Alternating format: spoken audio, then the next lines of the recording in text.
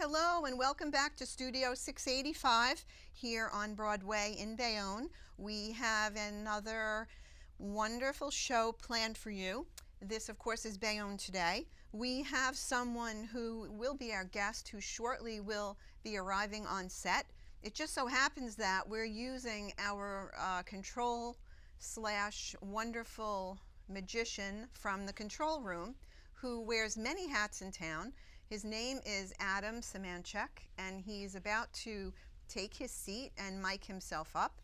Adam, of course, works the control room here at Studio 685, and many times you'll notice that we might have some new interesting angles or lighting that is in place, and most times it's because Adam has chosen to use some new innovative ways to make us all look better and to make the show look better. Well, Adam, thank you so much. Oh, thank you, Diane, for having me. I appreciate it. You're a welcome. pleasure to work on your show, and thank you for the kind words. You're welcome. I thought you might get stuck in traffic coming in, but it was a pretty easy commute for you from the control room, which is right over there, to here. So, Adam, when we discussed the possibility of you being a guest, I said to you, send me some information so that we would know what to talk about. Now, my computer almost ran out of ink because Adam, in his young years here, has accomplished and has plans for lots of things in Bayonne. So I'd like for you to, first of all, tell us a little bit about who you are, where you live, always in Bayonne. Sure. Yeah, my name's Adam Semanchick. Born and raised in Bayonne. Always downtown. Pretty much in the first ward, God's country. Grew up in the Boy Scouts, made my confirmation at St. Andrews. Was involved in the St. Mary's Boy Scouts, the television, audio, lighting, school plays, a little bit of everything. I was a member of the Knights, now a theater company. Okay. So definitely always been involved in town. Okay, so Bayonne High School? Well, actually, I transferred into Bayonne. I went to County Prep in Jersey City first. Oh, okay. So I went to the county schools. That's in the Hudson County Schools of Technology. Encompassment. Okay. So explain to me how you had this idea that you were going to not only dream about what you could do in Bayonne, but actually bring about so many wonderful events and have ideas for the show. Each one's kind of different. Well, I started television first when I was probably about 17. I had my own show on Cablevision here. What was it called? It was called Up and Atom, actually. Up and Adam? Up and Atom. That's very creative. Yeah, actually, my first guest was a councilwoman at the time, Maria Karszewski. Okay, I know Maria. So that's kind of like where I started in politics. Later had a couple other councilmen on the show, Ted Connolly, and a few other people, the mayor. At the time, and Nancy Kiss. Who was the mayor at that time? Joe Doria. Joe Doria? Yeah, okay. Joe Doria. Joe Doria did a long term. But I guess the political arena actually got me more involved locally. Okay. Yeah, first I ran a battle of the bands down First Street, actually. This was some years ago in association with the Bayonne Civic Association at the time. It's kind of where the involvement started, really, as far as producing events. So I guess it's politics and TV, and it kind of all works together. I guess it's where I realized I kind of want to make Bayonne a better place. Okay. A lot of people talk about how they dislike town or they're ready to move out of town, and I think we could change it. Okay. I think we could change it. I think that's been my goal. I've been working on that for about 30 years now. Wow. I kind of felt the same way about the town. I don't like to have any negativity. I don't like to think about the things that people think are big problems here really aren't big problems when you see other towns that really have changed in ways that Bayonne has changed, but not to say that we haven't had such wonderful things come along, one of which was something that you did last year. Where did the idea come about for the Renaissance Fair? Well, the Renaissance Fair is very interesting. The original idea was, let's do a Shakespeare in the Park. Okay. But before we knew it, we were adding Renaissance talent, and it actually became a whole festival. We planned it in 3 months. We only had $3,000 budget to start with. But we were able to pull it out. A lot of local businesses definitely helped us, supported us. the city gave us permission to show off cannons, have fire breathers and fire jugglers, and it's really kind of cool. My committee came together. They're all pretty much new to the whole nonprofit world, you know. Okay. We don't have too many people experienced with nonprofits. Okay, so for people that might be wondering where were they shooting cannons, the Renaissance Fair was held down at the 16th Street Park? That's right, yes. Correct? Okay. And as far as I recall, the only thing that happened that day that kind of put a kink in the plans was? The rain, yeah. The rain. Yeah, but unfortunately these are national touring acts. So the following week is the dress rehearsal weekend for the New York Renaissance Fair. Okay. So if you do not get them on this weekend, the weekend before they're in Connecticut, the weekend after they're in New York. Okay. So this is the ideal weekend, and unfortunately there cannot be a rain date.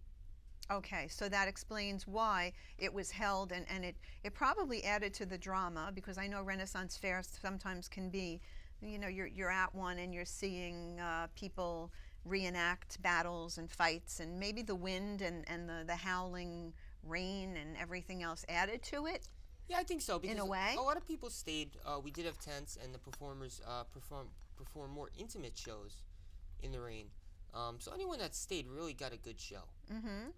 Close-up shows, and yeah, a lot of Renaissance go on with the rain. New York has been doing it for decades. Mm-hmm. And it's basically the same thing. Yeah, if it rains, everyone stays. Mm-hmm. Mm-hmm. But at the New York Renaissance Fair goes on for quite a few days. Yeah, it goes from almost 2 weeks, I think. The beginning of August to the end of September, so actually about 2 months. Oh, 2 months. Okay, alrighty. Yeah, but they have $1 million budget in comparison. Okay. Well, I think in comparison, I mean, is this online if someone wanted to go and pull it up? Right now we're on Facebook. We do have a Facebook page. I'm not going to remember the link off the top of my head, but if you look at Facebook, the Bayonne Theater Company, we do link to it there. Okay. So not only do you have the Renaissance Fair, you also have the Bayonne Theater Company. That's right. They're the parent organization of this festival. Okay. So everything's through that nonprofit, the Bayonne Theater Company, the Renaissance, and we have Bayonne's Got Talent and a few other events that we really started up in the last couple of years here. And as you started it up, have you noticed that there's become an increased interest in it? Oh, definitely. Things like the Renaissance and Bayonne's Got Talent, yeah, definitely been growing. The Renaissance Fair, I mean, we're still very early in the planning season, and we've gotten a lot of phone calls. Actually, I just got a call the other day from AAA North Jersey, and they want to be involved. Really? So we're starting to see people from outside the area really want to get in on this. We had a lot of artists and crafters. We had some come down from Boston. Really? And some up from Baltimore. And we had people from near Pittsburgh that drove out. So we're really getting people from far away. So it is something different, which is pretty impressive. So now the Renaissance movement, I know people that like to go to reenactments and Renaissance type fairs, they probably do follow and travel with the different shows. So it would be bringing new people into Bayonne too. Exactly, yeah. We definitely saw some people travel from out of town. It'll be more so when we have a forecasted nice weather day for this year. Because, you know, people don't want to drive too far if the weather's going to be really bad. But we definitely saw people that I actually met at the Renaissance Fair that I'm touching base with, because they do follow performers. Yes. And they're able to guide us to different performers for this year. We're going to bring back a lot of the same ones. Okay.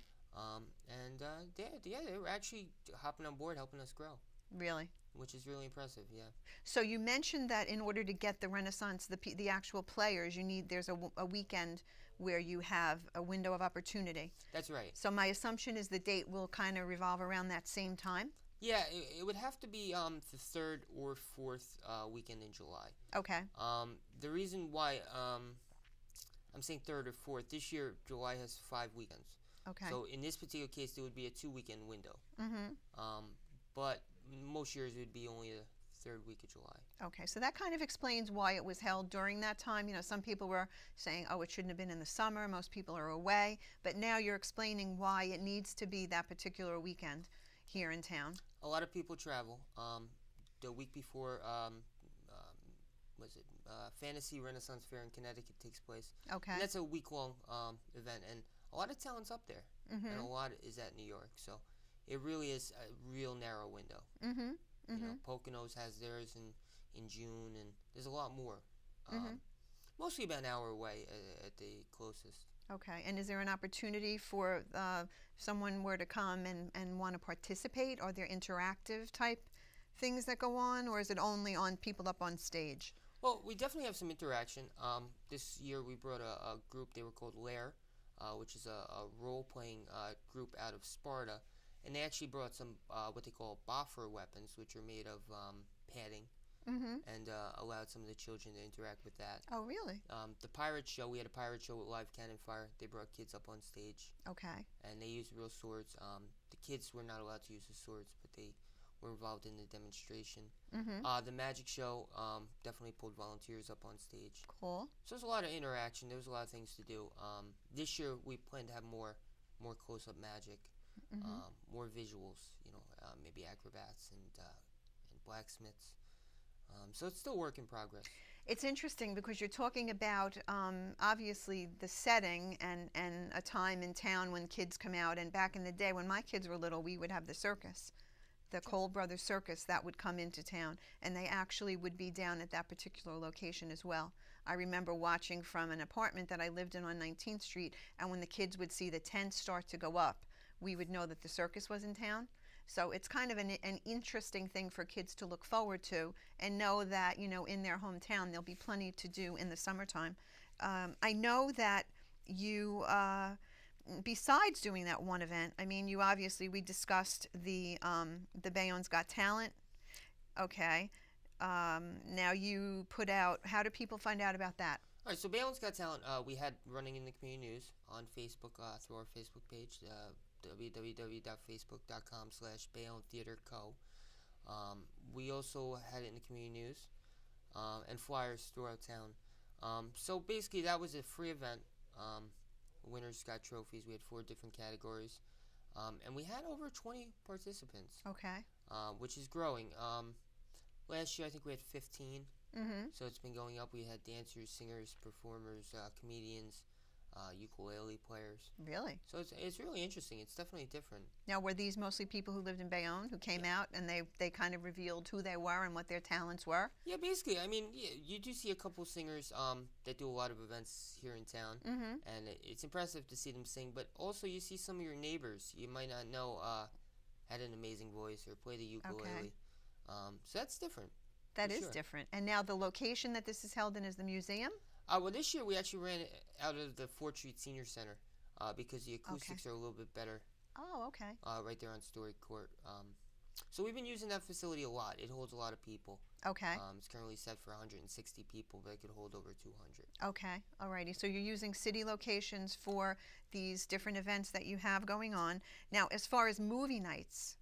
Yeah, we did the movie nights last year in the museum.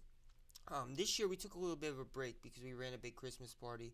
We're trying to ramp up the Renaissance. So we didn't do the movie nights this year.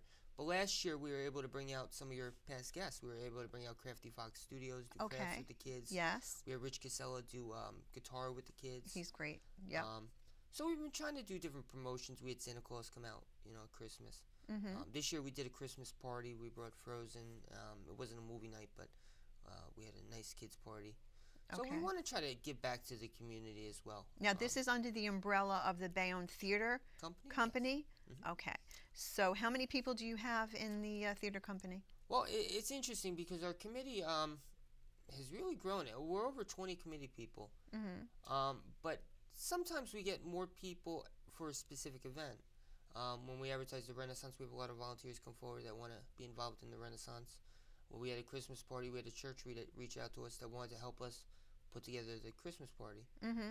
What church was that? I'm not going to remember the name of it. Do you don't remember? Okay. No. All right. It was a smaller church, though. They wanted to just give us some volunteers and help us wrap presents and hang decorations. It's kind of cool. Crafty Fox came out to help us decorate as well. Crafty Fox is doing very well downtown. Every time I pass there, they did the show, I think, about a year ago. And every time I pass there, they have different events going on. The place is loaded with people. And it shows that in town, we have so many new businesses that have started, and they really seem to be forming a foundation in town. basically because from what I've discussed on the show over and over and over again is that we have a lot of people that still live here. They didn't leave, they're not leaving, they want to stay, and they're putting back into the town what their talents are to make the town a much more vibrant place to live. Have you, and you obviously have found the same thing with... I think so. I think we have a lot of people that are definitely interested in making it better and making people happy, doing something different. Recently you had Bruce Dillon on your show. I had Bruce Dillon on my show, and, yes. I think you promised you'd mention his movie premiere he's working on, but he's working. Yes, he's working on something, and of course that will be a local event that will happen in actually in May. Down at Frank's Theaters. We have a hometown champion in Chuck Wepner, and Bruce has, I know he's enlisted you to help him out with some of the stuff that he needs to do for the fundraiser / movie night, and that proves to be a very exciting red carpet event here in town. Yeah, so that's another person really getting on the bandwagon and making Bayonne a better place. Yes. Definitely bringing something else. Yes. Well, and another thing is I think people seem to be a little more comfortable about coming out with what their passion is, and if they really like something and they enjoy doing it, their personalities seem to be leading the way now. And we've found some, and I mean, Adam sits in the control booth and watches the shows, and I think you've seen that the show seems to be catching on and having a lot more, I don't know, we have a little more liveliness to us than we ever had before. I think so. Definitely a lot more people involved in community. We're becoming very initiative-driven. Now, this is something we see in a lot of successful areas, downtown Jersey City and New York City. These initiatives by residents, it doesn't really overtax the city to do it, and it really helps. It definitely helps. Well, in so many other respects, I mean, there are other things that I know you have done in town. You also are a DJ? I DJ, yes. Okay. Yeah, I'm doing Buddy Baseball actually in a couple months here, which is the Special Needs Baseball League. Okay. And I help them. They do a parade, and yes, I've been doing that for a couple years now. I was the DJ for Relay for Life for a couple years. Okay. So I did that as well. And now, what is your company DJ name? Oh, most DJs have some kind of funky names here. Come on. Unfortunately, I don't have one. You don't? No, but I get a lot of phone calls. Mostly, a lot of it's nonprofit stuff. I used to do all the carnivals. Now the carnivals are kind of fading away. I think we only have one left in town now. So. But there are other events replacing them, obviously. Yeah, definitely. Okay. A lot more community-oriented events. We see things like the hometown fair popping back up, and now the Renaissance. Down at the BCB Pavilion, we see the carnivals down there. So that's a nice change. So anyone watching the show who's not from Bayonne would say, it seems like the kind of town you want to come into. You want to take a little tour around and get to know not only the events that we have, the people that we have, but the feeling of community that seems to be revived and seems to be following through with the children in town who are very happy and proud to say that they are from Bayonne. We've had a lot of, in many instances in the past, we've had things happen where people would say, oh, that's Bayonne. And now people are kind of looking at it in a bit of a different way. And I have to say that it's because of people like you who had a dream and a vision. Now, my question would be, having accomplished all this stuff, I don't want to ask how old you are, but 31. I would like to know how old you are. Okay. 31. So 31. So at 31, you've accomplished all of the things that I actually have on the list that you sent me, and I'm sure there are more things than you put down. Tell me about a couple of more of your goals, because I know that there are things that you would like to accomplish. Yeah, the theater company, we definitely have to take on more theatrical shows. So we're hoping to really up our game to maybe 2 or 3 shows a year, in addition to the events we're currently running. Now, it's more about community as well as theater. That's why we're doing the Christmas party and the movie nights and the Renaissance is theater. But we definitely want to get back to doing shows, and we're going to actually plan one soon. Soon? Very soon. Yeah. Okay. We're just waiting for the rights, and once we have the rights, we could start casting, which is good. So we have that new venue. We've been using the 4th Street Senior Center.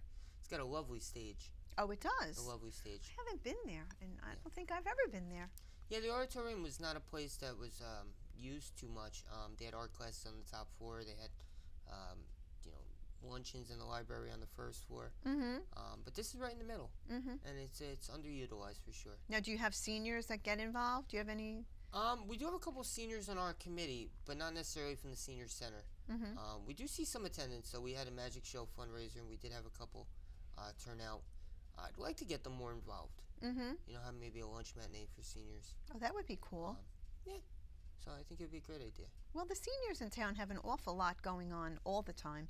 I mean, they have events and they have trips, and to live in Bayonne and to be a senior, I mean, is almost to have found heaven, because it's a walkable town, number one. Number two, most of their friends and neighbors, if they haven't left, I've seen such a camaraderie with citizens who knew one another from grammar school and followed through to high school, college. They came back to town, they started their families. Some instances, a lot of them have lost spouses, but yet they still have friendships that stay really strong. And I know at 31 you're probably not thinking that far in advance, but you know, I mean, that's something that I've noticed myself within my real estate career. I see it an awful lot. You know, seniors they'll hire you to sell their house, but then try to track them down to show the house, because, oh no, I'm at this social, I'm at that social, I'm having fun here. So it's an interesting place in that respect. Now, for you, how did you get involved with Cablevision? Oh, well, actually, a friend of mine had asked me to come down to a TV taping here in the studio. At the time, they were filming Mike and the Coach, actually. Okay. So that was the first show I actually worked on. I was actually in the control room working the audio board, went on to doing camera. Before I knew it, I became the director for America, the View from the Top. Okay. Which is Greta Martin's show. Mm-hmm. And just between me and her, I think we're well over 700 shows taped and aired. And she actually airs in the top half of Maine. Really? So the whole top half of Maine, we're up there now. Okay. We've aired in Staten Island and Bayonne, and now we're countywide. So we're definitely getting there. But then I picked up a lot of shows. A lot of people want to do shows, and I'm always willing, you know, to get information out there. Mm-hmm. And do you and your background in control rooms and soundboards and all that, did that come from your schooling? Actually, I started with an audio company at Opsale 2000. I was a young guy. Opsale 2000. Yeah, that was okay. a 4th of July event they held down the military base years ago. Yes, I remember that. And I started working for an audio company that weekend. Went on to do New York City Marathon, the 5-Borough Bike Tour, the Freedom Run, and a lot of other high-profile events. And audio kind of flows into things. The audio was an easy jump to DJing. The audio was an easy jump to television, because we use a camera board just like an audio board. So it was a pretty easy jump. And so for you right now, as far as, you know, I know most of your stuff is based here in town. Do you plan on expanding in any way? You want to stick to developing events and talent in Bayonne? All right, so we definitely want to expand the art community's reach outside of Bayonne to try to have some representation at a county level. Okay. So I've definitely been networking through a couple of different workshops and organizations out of town. We're working with Stratford upon Duncan in Jersey City, their Shakespeare company. We brought them in for the Renaissance. And some of our actors have gone there and been in their productions. And oh, really? we hope to get a couple of their actors over here for our productions. So we're definitely trying to expand and try to give a more broad outreach to just our community in general. I'm good friends with a lot of artists. I've DJ'd a lot of art shows here in town. And I think it's important to have a vibrant art community. I agree. Have you been to Mana Contemporary over on Newark Avenue?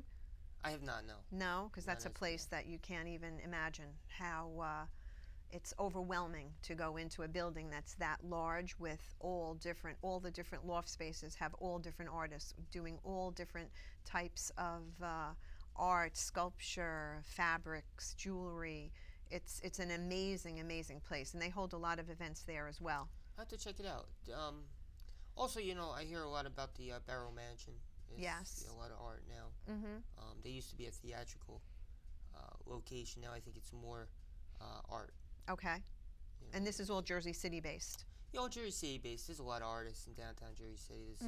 Now they have a arts council, so they counsel the arts in Jersey City. And NJCU is starting a similar program, and I'm hoping we get Bayonne involved in that. Oh, okay, involved with Jersey City? With NJCU's art council, to counsel the arts. Okay. We don't have an arts council here in Bayonne yet, but I think the outreach would be good. And an arts council would encompass all sorts of art? Yeah, it's typically not always specific to paintings or photography. It typically tends to be a little more broad. Okay. And are you, and I mean, it wouldn't surprise me if you had some type of an artist type of background or... I have no artist background, no. I was an extra in a couple plays. I did lighting. I was always a tech guy. Okay, so you're always behind the scenes. Most of the time behind the scenes, yeah. Okay, so here, obviously, behind the scenes means you're over in the control booth. And because of that, you've seen me many times give the I Love Bayonne button to my guests. I'm going to give you one of our I Love Bayonne buttons. Oh, there you go. So much. You're welcome. I know that you love Bayonne. I do. Bayonne is very, very lucky to have you. And as far as any future endeavors, the best thing for people to do to contact you would be to go to Facebook? Facebook, and just search for the Bayonne Theater Company. Okay. Or under my name on Facebook. Okay. You'll be able to find me. And then I know that you told me that the theater company is thinking of putting on one of Woody Allen's performances? Yeah, that's what we're looking at now. We're looking at a show called God by Woody Allen. God, okay. Yeah, basically it's a straight play. A play about putting on a play, interesting enough. It's very interactive with the audience, and we think it'll be a fun time. Oh, it's an interactive play? Yes, definitely interactive. And we're comfortable with the dinner theater space. We did Murder Mystery, and it was a big success. People liked it, so I think dinner theater is what we're shooting for. Okay, so that would mean at the same senior center on 4th? We do sit-down dinner and a show. Oh, okay. I think that's the way we're going, because it works out the best. Well, that sounds good. I mean, you get to eat a little bit, maybe drink a little bit, see a show, and then you just walk down and jump on the Broadway bus, and you head home. And I mean, what could be easier than to have a town that provides all of these wonderful things? Well, I want to thank you so much for doing the show. I'm not sure if you need to run back. I do have to go back in the control room to wrap it up. Okay, so Adam's going to leave the stage here, and he's going to go back into the control room to wrap things up. And as he heads back to the control room, he's going to sneak along the corner over there, over by the wall. I'm left here to talk a little bit more about what we have in store for us in the future.